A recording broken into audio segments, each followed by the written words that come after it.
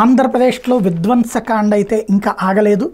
తాజాగా పల్నాడు జిల్లా నాదెండ్ల ఎస్సీ కాలనీలో టీడీపీ కార్యకర్తలు అక్కడ ఉన్నటువంటి శిలాఫలకాన్ని ధ్వంసం చేశారు. బాపట్ల జిల్లా కర్లపాలెంలో వైఎస్ఆర్సీపీ జెండా దిమ్మని ధ్వంసం చేశారు. పశ్చిమ గోదావరి జిల్లా ఎలమంచిలి సచివాలయం మీద ఉన్న శిలాఫలకాన్ని తొలగించారు. అలాగే ఏలూరు జిల్లా సీతంపేట పంచాయతీ కొమిరేపల్లికి వెళ్లే రహదారిలో శిలాఫలకాన్ని టీడీపీ నేతలు కూల్చేశారు. మరోవైపు చూస్తే వైఎస్ఆర్ కాంగ్రెస్ పార్టీ నాయకుడు చిత్తూరు జిల్లాలో అను ఇంటి మీద మంగళవారం రాత్రి దాడి జరిగింది. మొహానికి కర్చీఫ్ కట్టుకున్న గుర్తు తెలియని వ్యక్తులు గంగనపల్లిలోని అను ఇంటి మీద రాళ్ల దాడి చేశారు. ఈ దాడిలో ఇంటికి అమర్చిన అద్దాలు ధ్వంసమైనవి. సీసీటీవీ ఫుటేజ్ ఆధారంగా 2 టౌన్ పోలీసులు విచారిస్తున్నారు.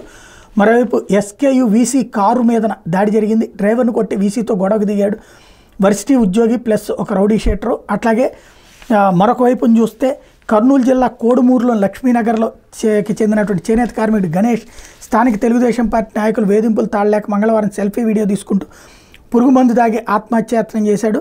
గణేష్ స్థానికంగా ఓ ఫ్లాట్ కొనుగోలు చేసి అక్కడ రేకుల షెడ్ వేసుకుని జీవనం సాగిస్తున్నాడు.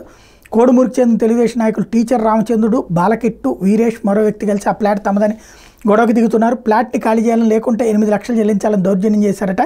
ఈ నేపథ్యంలో ఆ చేనేత కార్మికుడు అంత డబ్బు తెచ్చి కట్టలేక వాళ్ళ వేధింపులు తట్టుకోలేక గత్యంతరలేని పరిస్థితుల్లో తను జాలించేందుకు సిద్ధమయ్యాడు.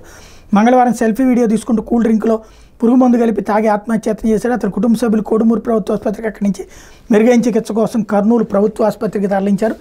మరోవైపు అనంతపురం జిల్లా ఉట్లూరు మండలం కోమటికుంటలో సోమవారం రాత్రి వైఎస్ఆర్సీపీ కార్యకర్తల మీద టీడీపీ నాయకులు దాడికి పాల్పడ్డారు. ఈ దాడిలో వైఎస్ఆర్సీపీ కార్యకర్త ఎరికలయ్యకు తీవ్ర గాయాలని టీడీపీ కార్యకర్త నారాయణస్వామి, వైఎస్ఆర్సీపీ కార్యకర్త మనోహర్ మధ్య ఏర్పడ్డ వివాదం ఈ ఘర్షణకి దారితీసింది. మరోవైపు పొన్నూరులో వైఎస్ఆర్సీపీ శ్రేణులు ఆస్తుల మీదన టీడీపీ కార్యకర్తలు దాడులకు తెగబడుతున్నారు. గుంటూరు జిల్లా పొన్నూరుకి చెందినటువంటి వైఎస్ఆర్సీపీ ముస్లిం నేత షేక్ నాజీర్ కార్యాలయం మీద టీడీపీ కార్యకర్తలు దాడికి పాల్పడ్డారు. సోమవారం రాత్రి రాళ్లను కార్యాలయం మీద విసిరారు. ఇనపరాడ్లతో బలంగా కొట్టి తలుపులు అద్దాలను పగలగొట్టారు. ఈ ఘటనంతా పోలీసుల సమక్షంలోనే జరిగింది. అదే సందర్భంలో పల్నాడు జిల్లా రెంటచింతల మండలం మంచికల్లులో వైఎస్ఆర్సీపీ కార్యకర్తపై టీడీపీ వర్గీయులు దాడి చేసి గాయపరిచారు.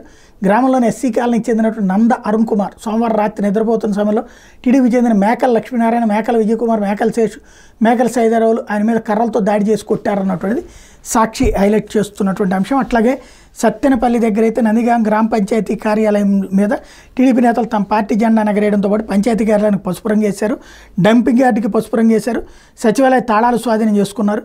దీని మీద అధికారులు ఏమీ చేయలేని పరిస్థితిలో ఉన్నారు అన్నటువంటి వార్త రాసుకొచ్చింది సాక్షి.